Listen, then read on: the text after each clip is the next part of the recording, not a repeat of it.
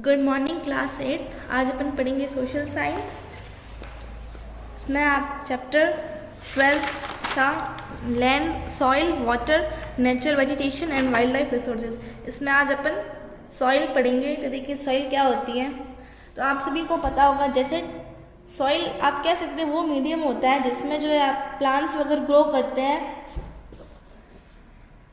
तो the growth of plants and crops depended upon the fertility of the soil. तो अगर soil अपन को पता चला एक मीडियम होता है, लेकिन जैसे अगर जो है सॉइल ज़्यादा फर्टाइल होगी तो उसमें जो है प्लांट्स भी अच्छे से ग्रो करेंगे, और जो है सॉइल की फर्टिलिटी के ऊपर ही डिपेंड करते हैं। अगर उसकी फर्टिलिटी अच्छी है तो वो क्या है, वहाँ पे जो है प्रोडक्शन भी ज़्यादा होगा।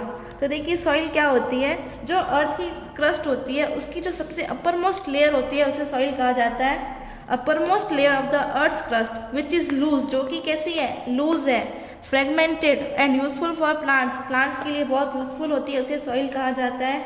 ये जो है एग्रीकल्चर का बेसिक रिसोर्स है। अब सॉइल का कंपोजिशन क्या है, ये किससे बनी होती है, तो ये ऑर्गेनिक और इनऑर्गेनिक सब्सटेंसेस दोनों से बनी होती है। Now soil is composed of broken rocks. Soil जो देखिए किससे बनी होती है, जो सिर्फ सॉइल बनी कैसे, जो चट्टानें होती है बड़ी बड़ी वो क्या एकदम टूट जाती है। तो सॉइल देखिए जब चट्टानें टूट जाती है, सैंड, क्ले और ह्यूमस, इन सब से जो है सॉइल बनती है। और सॉइल की जो हर लेयर में इसका कंपोजिशन अलग अलग होता है। तो composition of different layer of soil is called soil profile. तो देखिए सॉइल प्रोफाइल क्या होती है, ये आप पिक्चर देख रहे हैं, ये सॉइल प्रोफाइल है। इसमें आप देख रहे हैं अलग अलग लेयर्स है। तो देखिए सबसे जो टॉप मोस्ट लेयर ऐसे कहा जाता है top soil. The top layer which is called top soil has most of the minerals and organic materials needed for the growth of plants. तो जो ये टॉप सॉइल है इसके अंदर देखिए मिनरल्स और ऑर्गेनिक मटेरियल्स होते हैं, जो कि क्या काफ़ी इंपॉर्टेंट होते हैं प्लांट्स की ग्रोथ के लिए। तो ये है top most soil, top soil with humus and vegetation. यहाँ पे क्या होते हैं, ह्यूमस एंड वेजिटेशन। अब देखिए सेकेंड लेयर क्या है, इस लेयर में आपको क्या दिखेगा, सैंड, सिल्ट और clay. Below the top soil के नीचे जो सेकेंड लेयर है इसे कहा जाता है सब सॉइल। इसमें देखिए क्या है, इसमें मिनरल्स तो है लेकिन यहाँ पे जो है ऑर्गेनिक मटेरियल काफ़ी कम है। द सब सॉइल में हैव सम लिविंग ऑर्गेनिजम्स। इस लेयर में क्या होगी, कुछ लिविंग ऑर्गेनिजम्स पाए जाते हैं। फिर है सब सॉइल से नीचे क्या है, वेदर्ड रॉक मटेरियल। ये जो है रॉक मटेरियल जो है टूट चुके हैं, ये मटेरियल यहाँ पे होगा, इस लेयर में होगा, इसे कहा जाता है वैसे वेदर्ड रॉक। तो these rocks are actually producing new soil. अब ये जो रॉक्स क्या कर रहे हैं, न्यू सॉइल को प्रोड्यूस कर रहे हैं। But this layer is not affected by biological process. लेकिन इस जो ये बायोलॉजिकल प्रोसेसेस हो रहे हैं वो इस लेयर में कुछ भी इसका इफेक्ट नहीं पड़ता है। फिर देखिए नीचे वाली लेयर, इसे क्या कहा जाता है, तो अभी अपन ने क्या देखा, टॉप सॉइल, सब सॉइल, फिर है वेदर्ड रॉक। फिर at the base of the soil profile, जो सॉइल प्रोफाइल मतलब ये जो लेयर्स देख रहे हैं, अब इसका जो बेस, जिससे ये इसका नीचे वाला पोर्शन है, यहाँ पे देखिए कुछ आप बड़े बड़े टुकड़े देख सकते हैं, अनब्रोकन सॉलिड, जो सॉलिड्स क्या टूट नहीं सकते हैं, उसे कहा जाता है पेरेंट रॉक्स। तो इस लेयर में आप देख सकते हैं बड़े बड़े जो है पत्थर के टुकड़े दिख रहे हैं, तो ये है पेरेंट रॉक। तो ये था सॉइल क्या होती है और ये सॉइल प्रोफाइल का डायग्राम था। Now factors of soil formation, ऐसे कौन से फैक्टर्स है जो है सॉइल की फॉर्मेशन को अफेक्ट करते हैं। तो सॉइल फॉर्मेशन देखिए बहुत ही ज़्यादा स्लो प्रोसेस होता है। मतलब अपन कह सकते हैं एक छोटी सी अगर थिन लेयर भी बनानी हो ना, तो उसके लिए भी काफ़ी मिलियंस ऑफ ईयर्स लग जाते हैं। Soil formation is a slow process and it may take thousand of year to form a even thin layer of soil. अगर आपको एक पतली सी लेयर भी बनानी है सॉइल की तो कितने ईयर लग जाएंगे, थाउजेंड्स ऑफ ईयर लग जाते हैं। तो देखिए अगर आपको सॉइल की थिकनेस के बेसिस पे आप पता लगा सकते हैं कि ये सॉइल पुरानी है कि नहीं है। Due to heat from the sun, तो देखिए जब जो रॉक्स होते हैं क्या होता है, जैसे जो रॉक्स होते हैं जब उसको सन, दिन के टाइम क्या होता है, जब सन की रेस पड़ती है रॉक्स के ऊपर तो रॉक्स क्या हो जाते हैं, एक्सपांड हो जाते हैं। नाइट में वापस वो कॉन्ट्रैक्ट हो जाते हैं। तो देखिए इस कंटिन्यूस एक्सपांशन और कॉन्ट्रैक्शन से क्या हो जाता है, उस चट्टान के अंदर फिजर्स हो जाते हैं। फिर देखिए जब रेन आती है तो ये फिजर्स क्या हो जाते हैं, फाइनली वो जो फिजर्स होते हैं वो जो है पीसेस में टूट जाते हैं। फिर देखिए एयर और जब पानी बहेगा तो वो साथ में क्या है, अपने साथ उसको लेके जाएगा, और उसको जैसे एयर का बहना, फ्लो ऑफ वाटर, ये सब क्या करेगा, उस चट्टानों को और भी ज़्यादा जो है पार्टिकल्स में ब्रेक कर देगा। फिर फाइनली बनी क्या, सॉइल। तो देखिए continuous expansion and contraction of rocks leads to fissure in it, soil seeps through these fissures and finally the rocks break into pieces। अब फाइनली क्या होगा, जो रॉक्स है पीसेस में ब्रेक हो जाएंगे। फिर ये एजेंट देखते हैं, एयर, वाटर या फिर मूवमेंट ऑफ ग्लेशियर, ये क्या करेंगे, आगे उस रॉक्स को तोड़ेंगे और किस में चेंज हो जाएंगे, सॉइल में चेंज हो जाएंगे। तो इसका देखिए कौन सा प्लांट है, मोसिस जो है सबसे पहला प्लांट है जिसने क्या किया, जो है ब्रोकन रॉक्स के ऊपर डेवलप हुआ था।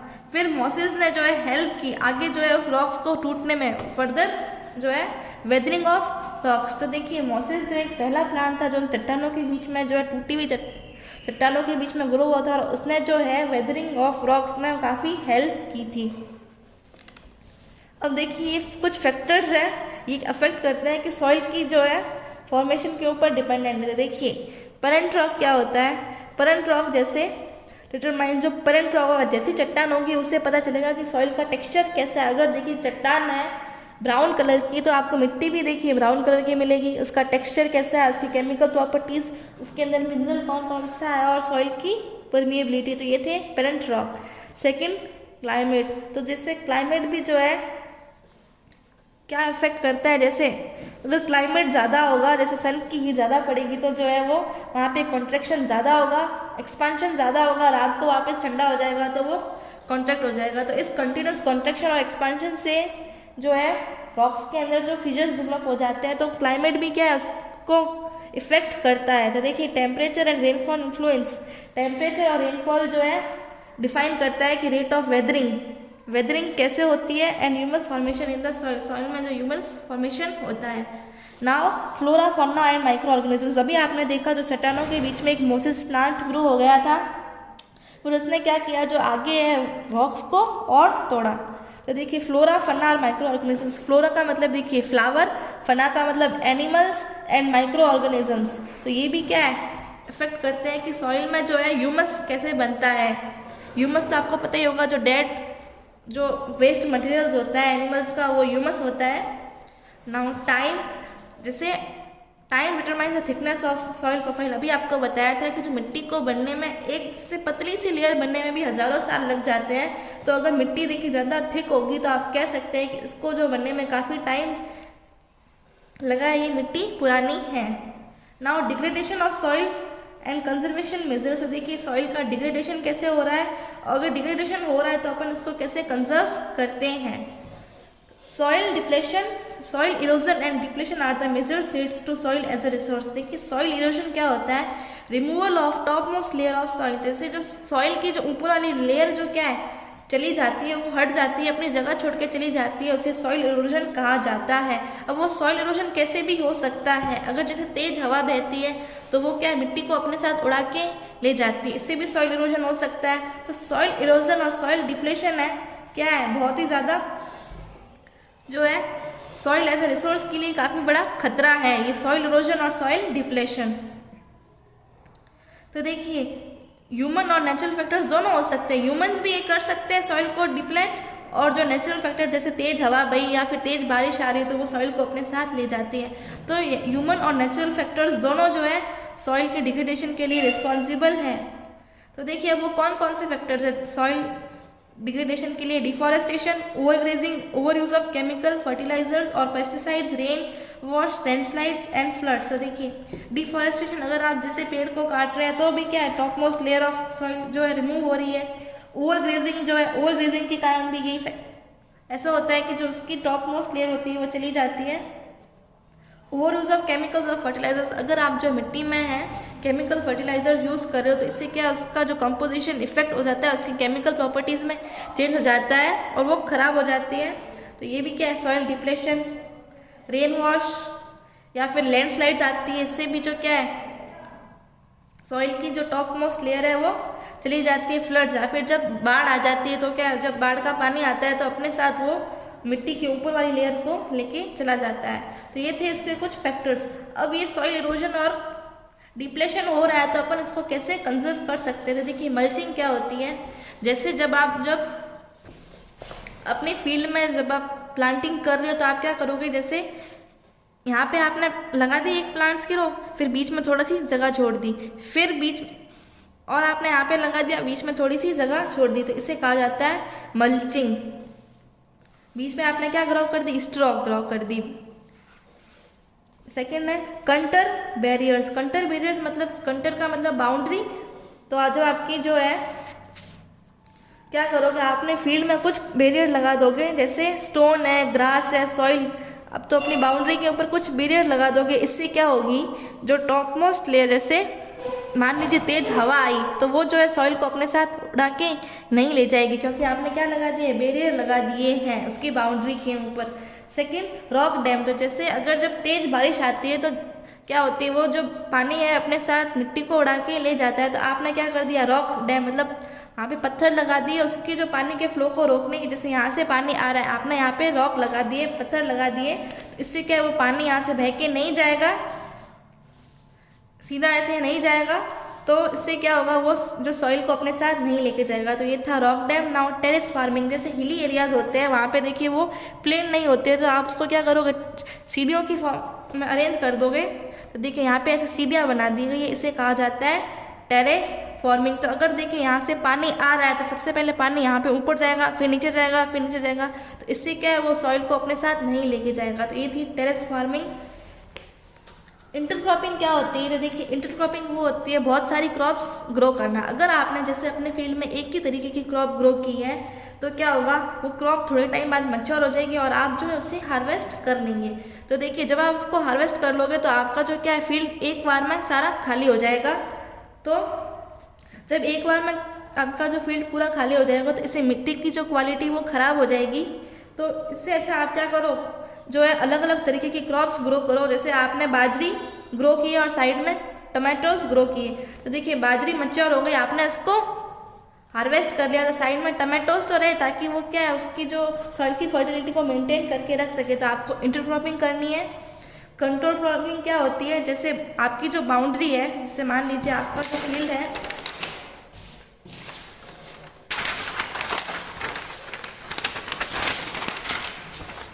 ऐसा है, तो आप क्या करोगे, आप इसके ऐसे पैरेलल्स जो है प्लांटिंग करोगे, ये रोज ऐसे पैरेलल लगाओगे। तो ये था कंट्रोल फ्लोइंग। अब शेल्टर बेल्ट्स क्या होते हैं, in the coastal and dry regions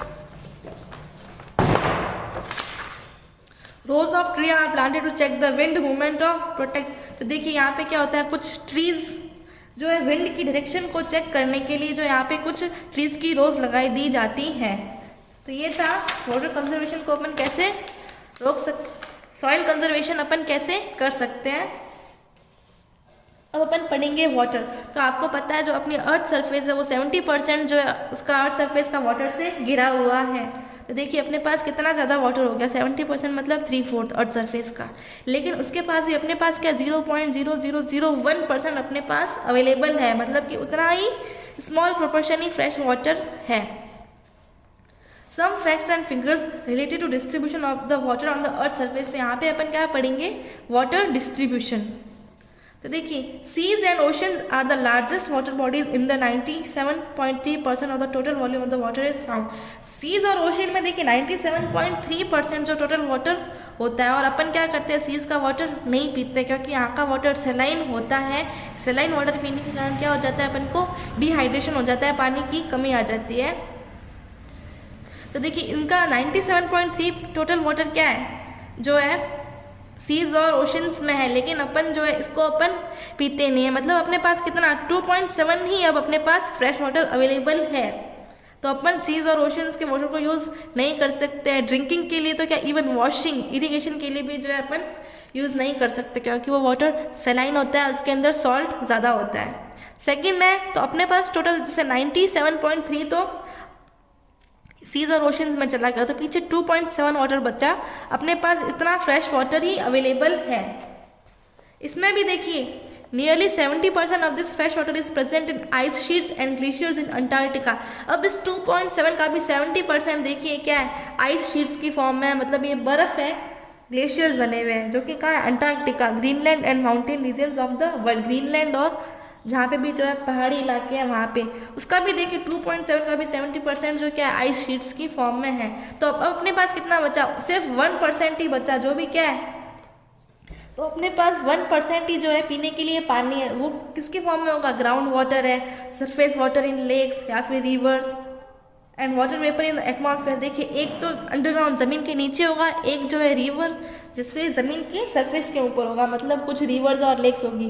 third क्या है, जो ऊपर होगा जैसे एटमॉस्फेयर में होगा, जो पानी जो है वेपर्स बन के चला जाएगा। तो अपने पास देखिए 1% अवेलेबल है, उसमें से भी कुछ ग्राउंड वाटर है, कुछ सरफेस के ऊपर और कुछ एटमॉस्फेयर में है। तो देखिए वाटर की एग्जिस्टेंस क्या है, वाटर 3 फॉर्म्स में यहाँ पे एग्जिस्ट कर रही है, water vapour, water in oceans, lakes, river and ice in the glaciers and ice caps. तो देखिए सॉलिड, लिक्विड, इसके 3 स्टेट होते हैं। वाटर तीनों स्टेट्स में एग्जिस्ट करता है। तो देखिए वाटर वेपर कब होगा, जब पानी ओशंस में होगा, लेक्स रिवर में होगा, और आइस की फॉर्म में कब होगा, जब वो ग्लेशियर होगा। ठीक है, तो देखिए the fresh water is continuously being renewed and recharge to the hydrological cycle. तो आपको ये वाटर साइकिल तो आपने पढ़ा ही होगा। जैसे यहाँ पे मान लीजिए ये सी रिवर है, सी ओशन है, यहाँ पे वाटर है। तो देखिए ये सन की रेज यहाँ पे पड़ रही है, तो इससे देखिए वाटर क्या होगा, एवापोरेट होके ऊपर चला जाएगा। एवापोरेट होके ये कुछ क्लाउड्स बन जाएंगे, वाटर वेपर्स, ये क्लाउड्स बन जाएंगे। फिर ये जो यहाँ पे ऊपर जाके कंडेंस होने के बाद वापस नीचे आएगा। तो ये देखिए वाटर साइकिल है। तो जैसे जितना वाटर ऊपर गया उतना वाटर वापस नीचे आ गया। तो वाटर क्या है, कंटिन्यूसली जो है बनता जाता है। इसलिए अपन कहते हैं कि वाटर जो है कभी अर्थ पे ख़त्म नहीं होगा। Human use water for various purposes. अब देखिए अपन वाटर को कैसे यूज़ कर सकते हैं, कैसे यूज़ करते हैं, यूजेस क्या क्या है। देखिए अपनी डेली लाइफ में ड्रिंकिंग, बाथिंग, वॉशिंग, कुकिंग, ये तो क्या है अपनी डेली लाइफ है, इरिगेशन। लेकिन ये क्या है, वाटर जो है अपन इलेक्ट्रिसिटी जनरेट करने के लिए भी काम में ले सकते हैं।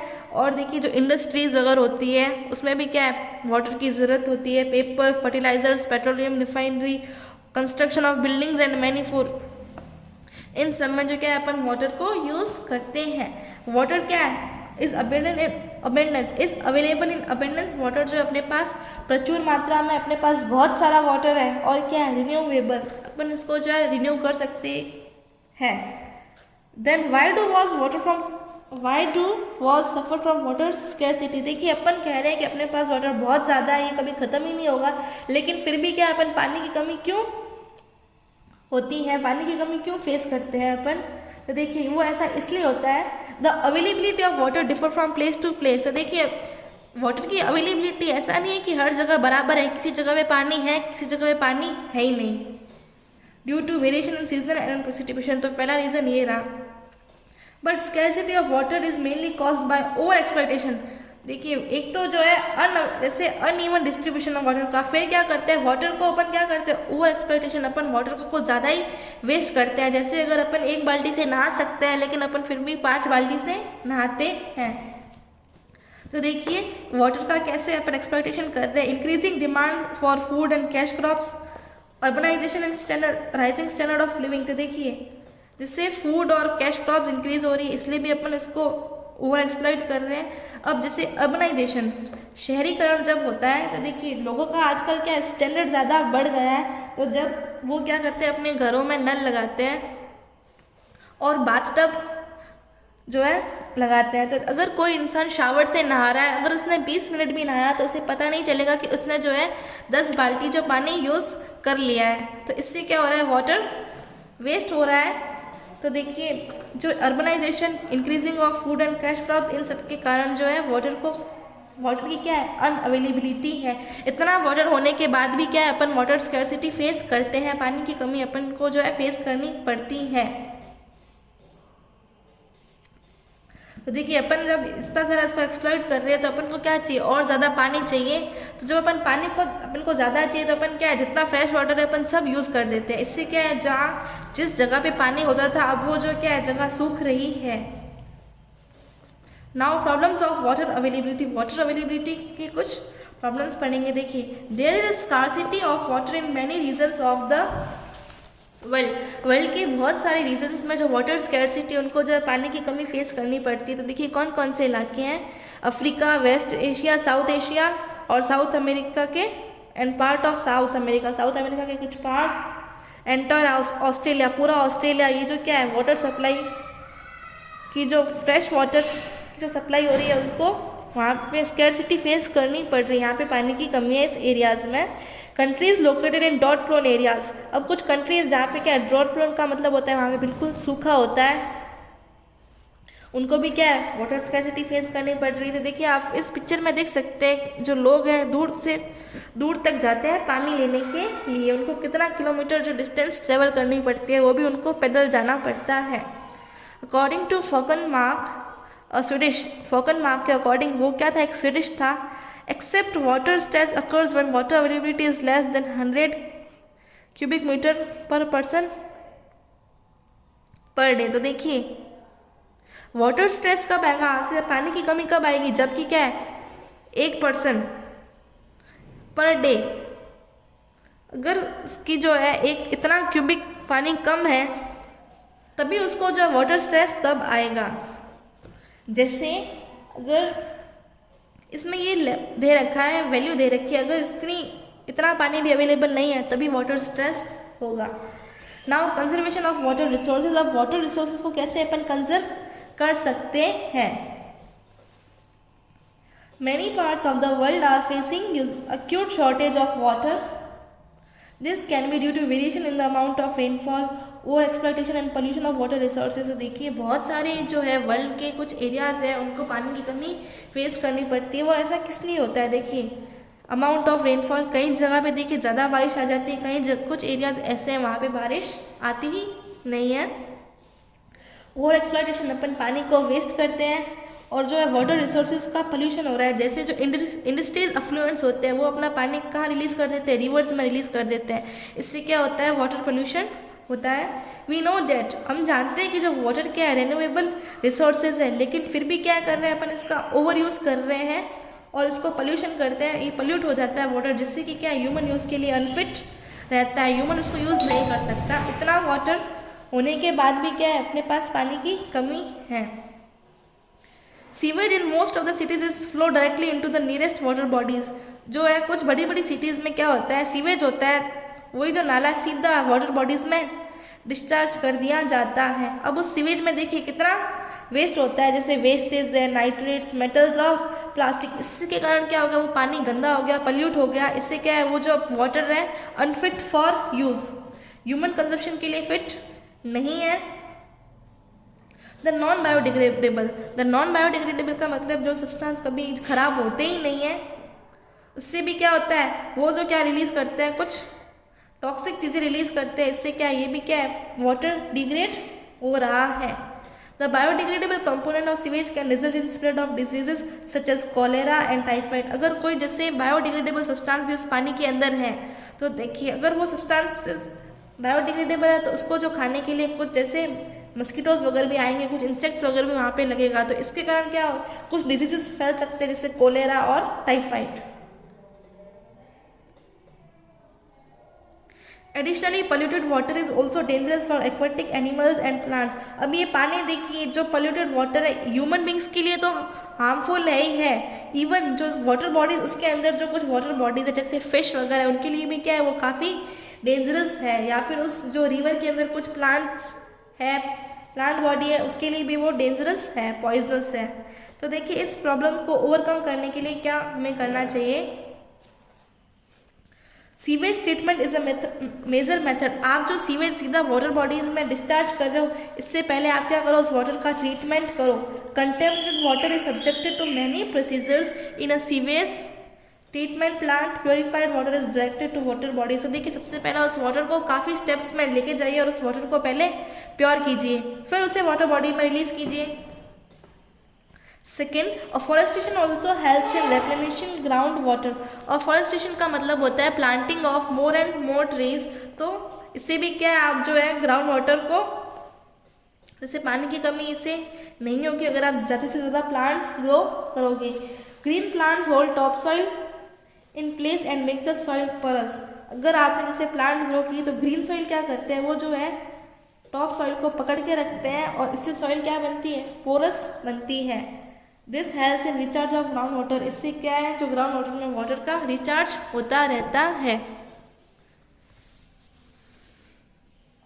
Use of alternate methods of irrigation also helps in preventing wastage of water. आप जैसे इरिगेशन करते हो तो आप कुछ ऐसे मेथड यूज़ कीजिए, जैसे स्प्रिंकलर सिस्टम है। स्प्रिंकलर सिस्टम में क्या होता है, जैसे कुछ फव्वारे लगा दिए जाते हैं जो पानी को क्या, वो फील्ड को जो है अपने आप ऐसे इरिगेट होते रहते हैं। तो आप कुछ ऐसे मेथड्स को अडॉप्ट कीजिए, जैसे ड्रिप इरिगेशन सिस्टम में, स्प्रिंकलर सिस्टम में, ये दोनों क्या है वाटर को कंजर्व करते हैं। तो आप कुछ ऐसे मेथड्स यूज़ कीजिए। River may be linked so that surplus water from one river may be diverted to other. Rivers को देखिए आपस में लिंक्ड कर देना चाहिए, तो क्या है अगर एक रिवर में ज़्यादा पानी आ गया तो वो दूसरे रिवर में चला जाएगा वेस्ट होने की जगह। Now lowering of water table due to excessive use of ground water may be checked by improving surface storage. तो देखिए वाटर टेबल में जब गिरावट आ जाए वो किससे आ रही है, क्योंकि अपन क्या कर रहे हैं, ग्राउंड वाटर को भी अपन क्या करते हैं जैसे एक्सेसिव उसका भी यूज़ कर रहे हैं। Then rain water harvesting is must to conserve water, it is a process of storing rain water. देखिए जैसे अंडरग्राउंड जब बारिश आती है तो अपन कुछ ऐसे, जैसे रेन वाटर हार्वेस्टिंग क्या होती है, रेन का जो जब बारिश का पानी आता है आप क्या करो उसे स्टोर कीजिए और अपने जो टैंक्स होते हैं वाटर टैंक उसके अंदर डालिए। तो ये भी एक तरीका है कि आप वाटर को स्टोर कर सकते हैं। और अपन जैसे ग्राउंड वाटर भी अपन यूज़ करते हैं जब अपन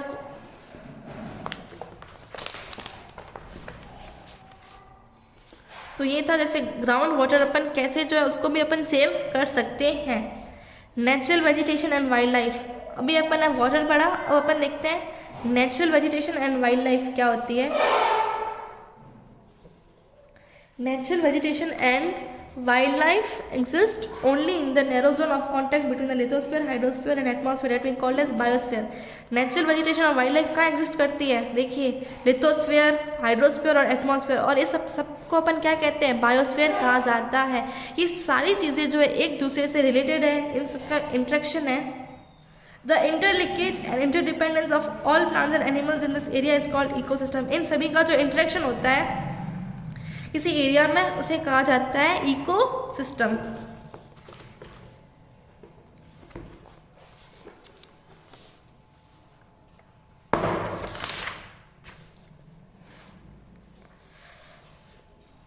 both vegetation and wild life fulfil our various needs.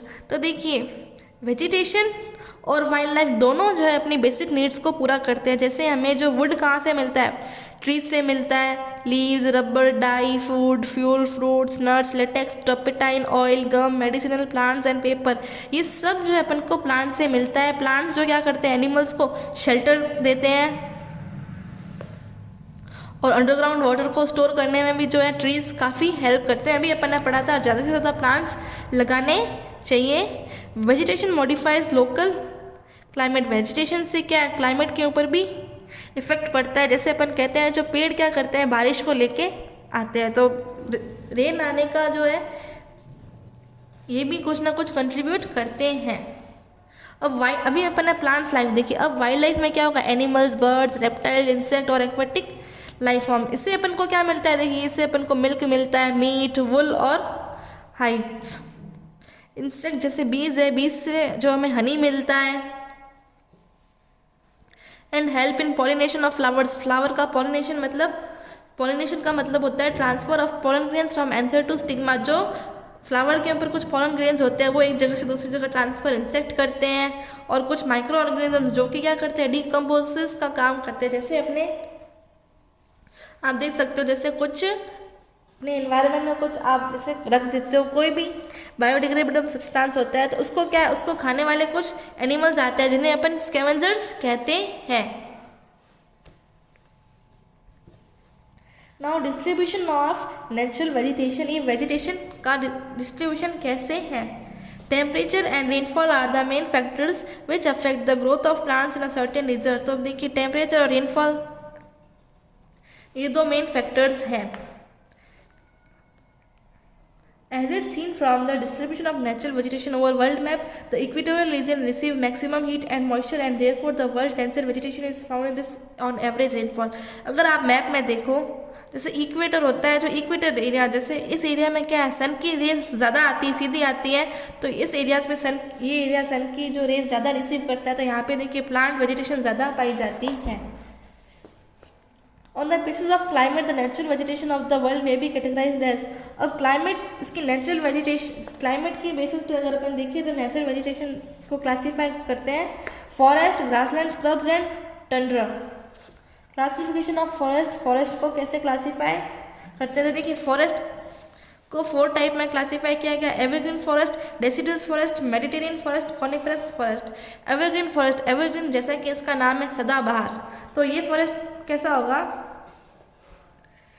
These forests are found in the areas where there is abundant supply of heat and rain. ये उन एरियाज में होगा जहाँ पे देखिए हीट और रेन प्रॉपर होते हो, ज़्यादा होते हो, वहीं पे ये एवरग्रीन फॉरेस्ट होंगे. ये फॉरेस्ट देखिए काफ़ी घने होते हैं और यहाँ पे बहुत सारे अलग अलग तरीके से कि आप ट्री स्पीशीज देख सकते हैं. ये एवरग्रीन फॉरेस्ट मतलब ये जो है पूरे साल जो है सदाबहार पूरे साल हरे ही रहेंगे, ये कभी झड़ेंगे नहीं, अब ये जो अपनी पत्तियाँ नहीं गिराएंगे. Therefore they are called evergreen forest, इसीलिए इन्हें एवरग्रीन फॉरेस्ट कहा जाता है. They are two types of evergreen forest. 2 types के एवरग्रीन फॉरेस्ट होते हैं, एक तो ट्रॉपिकल एवरग्रीन फॉरेस्ट और एक मिड लैटिट्यूड एवरग्रीन फॉरेस्ट. ये देखिए कहाँ पाए जाते हैं, South America, central and West Africa, South China, south eastern USA, south Brazil etcetera. ये यहाँ पे पाए जाते हैं. अब देखिए होते कैसे, ब्रॉड लीव, इनकी जो लीव्स चौड़ी होती है और देखिए ये बहुत ही लंबे पेड़ होते हैं. एग्जाम्पल जैसे महोगनी, एवोनी, रोजवुड, ये इसके एग्जाम्पल्स हैं. नाउ डेसिडुअस का मतलब होता है कि जो अपने पत्ते क्या है गिरा देंगे. These forests shed their leaves during a particular period in order to conserve moisture through transpiration. ये जो क्या करते हैं डेसिडुअस फॉरेस्ट होते हैं, अपनी पत्तियां जो है गिरा देते हैं किसी एक टाइम पीरियड में.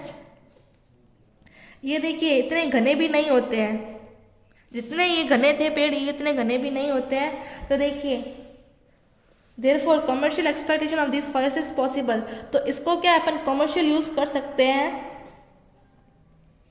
कमर्शियल का मतलब होता है अपन इसको जैसे सेल कर सकते हैं, इसका कुछ बना के अपन मार्केट में बेच सकते हैं, तो ये होता है commercial use. These are also 2 types, इसके भी 2 टाइप्स है, ट्रॉपिकल डेसिडुअस और मिड लैटिट्यूड फॉरेस्ट. अब देखिए यहाँ पे अपन ने देखा यहाँ की रेनफॉल जो होती है एवरेज होती है और यहाँ पे देखिए 50 से 150 सेंटीमीटर साल भर में इतनी ही बारिश आती है. अब ये कहाँ पाए जाते हैं, जहाँ पे मानसून लैंड होता है उसी जगह में ये पाए जाते हैं. जैसे monsoon land of Asia, parts of Central America, Brazil etcetera, tropical deciduous and Europe, eastern Asia, eastern North America, mid latitudinal area, bamboo, mahogany, cinchona, rubber quack, beech, ash etcetera are the important species. ये सबके example जो इस area में पाई जाती है, ये वो species थी जो डेसिडुअस फॉरेस्ट में पाई जाती है. थर्ड है मेडिटेरियन फॉरेस्ट. मेडिटेरियन फॉरेस्ट कैसे होते हैं देखिए, these are found on the west coast of सब continents between 30 degree and 40 degree north and south of the equator. ये इसकी लोकेशन देखिए 30 डिग्री नॉर्थ और 40 डिग्री साउथ, इक्वेटर के 30 डिग्री नॉर्थ और 40 डिग्री साउथ में ये पाए जाते हैं. यहाँ की एनुअल रेनफॉल देखिए 150 सेंटीमीटर है, जो कि क्या है यहाँ पे विंटर सीजन में बारिश होती है. ये एवरग्रीन ट्रीज़ है, ये भी क्या है अपनी पत्तियाँ नहीं गिराती हैं. अब ये देखिए कहाँ पाए जाते हैं, Mediterranean, Europe, California, central child, Cape Province, part of southern Australia, कोक, ओक, ऑलिव एक्सेट्रा, ये सब ट्रीज़ है जो इस एरिया में पाई जाती है. कॉनिफरस फॉरेस्ट क्या होते हैं, ये देखिए ये जो फॉरेस्ट होते हैं जो नॉर्दर्न हेमिस्फीयर में पाए जाते हैं, इन्हें बोरियल फॉरेस्ट भी कहा जाता है. ये देखिए नॉर्थ पोल के वहाँ पाए जाते हैं ये forest, north America, Eurasia etcetera. To save from the weight of accumulating and falling snow, the trees have thick needle. तो देखिए नॉर्थ पोल में पाए जाते हैं, मतलब ये ठंडे इलाके में होते हैं, तो इनके ऊपर देखिए बर्फ़ जम जाती होगी, तो इसके लिए देखिए to save from the weight of accumulating, जब इनके ऊपर बर्फ़ आ जाएगी तो ये उसके लिए इनका स्ट्रक्चर ही अलग होता है. इनकी जैसे नीडल शेप लीव्स, इनकी जो होती है पत्तियाँ होती है बिल्कुल थिक नीडल शेप की होती हैं.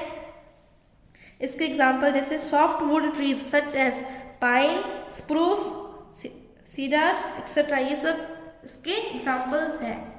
तो कॉनिफरस ट्रीज में अपने देखा इनका स्ट्रक्चर अलग होता है, क्योंकि ये ठंडे इलाके में पाई जाती है, इसलिए इसका स्ट्रक्चर नीडल की तरह होता है।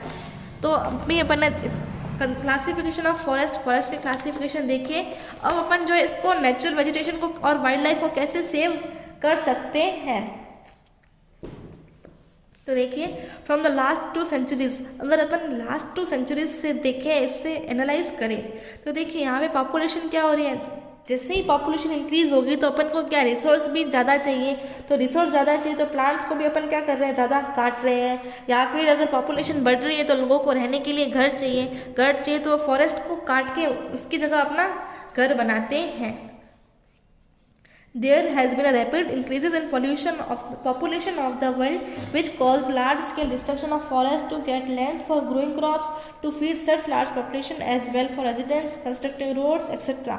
Forest all over the world is vanishing rapidly.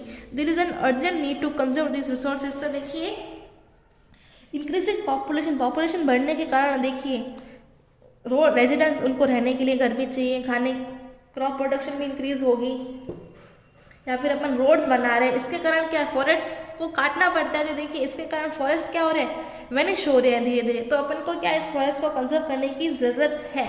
Forest जो है अपने लिए काफ़ी इंपॉर्टेंट होते हैं।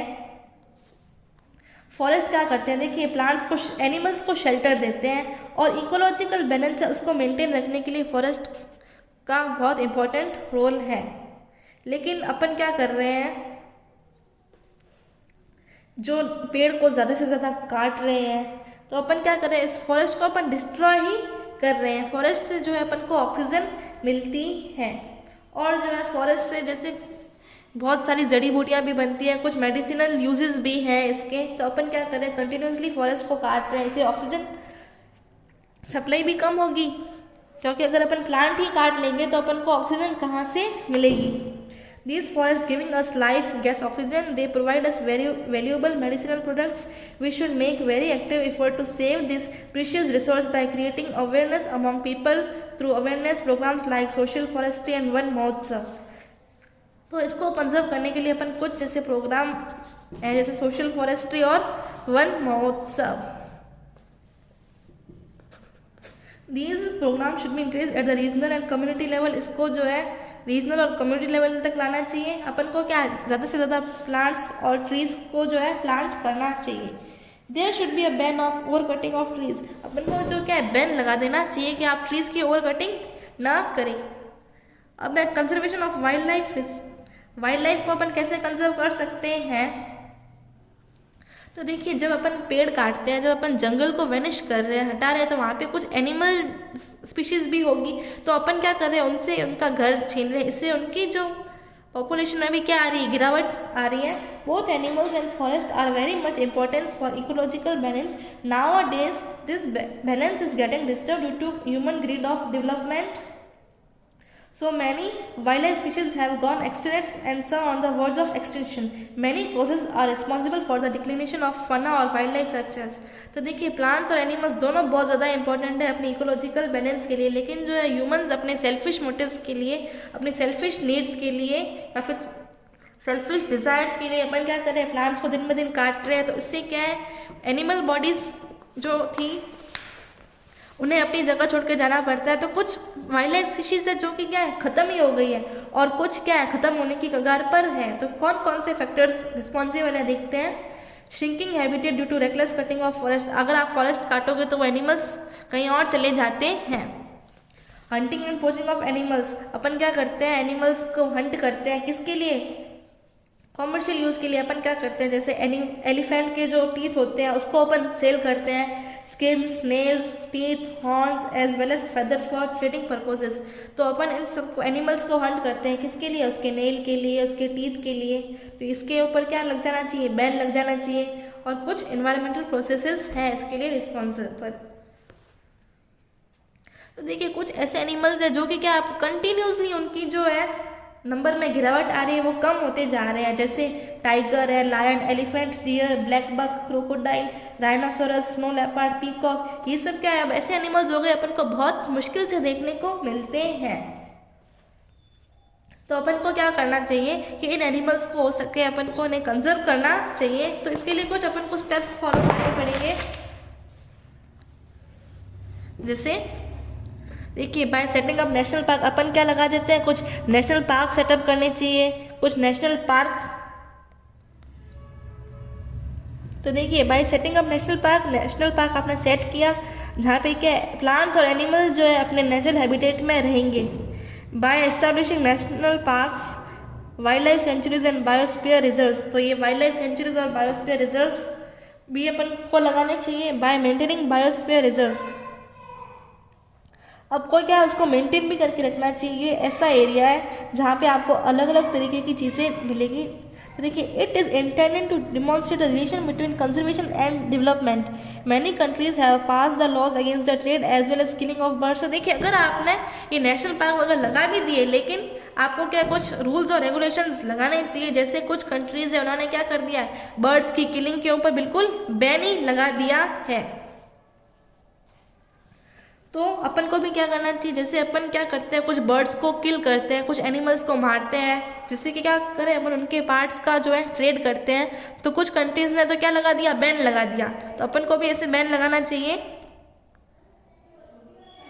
An international convention has been established that lists several species of animals and birds in which trade is prohibited. It teaches us a lesson that conservation of plants and animals is an ethical duty of every citizen. तो इससे अपन को ये सीखने को मिलता है कि अपन को क्या है, अपने खुद की तरफ से भी कुछ ना कुछ एफर्ट्स करने चाहिए ताकि अपन इस वाइल्ड लाइफ जो है इसको अपन सेव कर सकें। तो ये आपका चैप्टर कंप्लीट होता है। इसके क्वेश्चन आंसर्स अपन नेक्स्ट लेक्चर में देखेंगे।